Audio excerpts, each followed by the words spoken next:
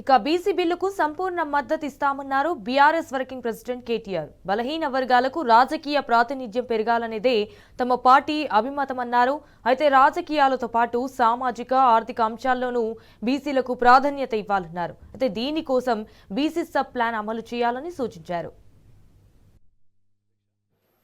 ముందుగా గౌరవ మంత్రి గారు ప్రవేశపెట్టిన ఈ చట్ట సవరణ బిల్లుకు మా పార్టీ తరపున బీఆర్ఎస్ పార్టీ తరపున సంపూర్ణంగా మద్దతు తెలుపుతున్నాం అధ్యక్ష. సంపూర్ణంగా స్వాగతిస్తున్నాము.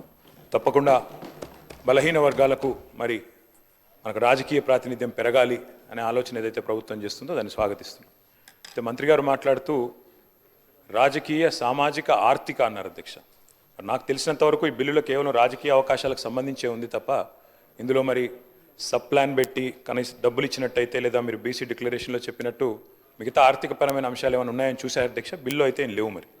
మరి సామాజిక ఆర్థిక అన్నారు అధ్యక్ష. అది కూడా బీసీ సబ్ ప్లాన్ కూడా తొందరలోనే ప్రత్యేకంగా అవసరమైతే ఒక సమావేశం పెట్టి బీసీ సబ్ ప్లాన్ కూడా పెట్టాలి అని చెప్పి కూడా రాష్ట్ర ప్రభుత్వాన్ని తమరి ద్వారా నేను కోరుతా ఉన్నా అధ్యక్ష.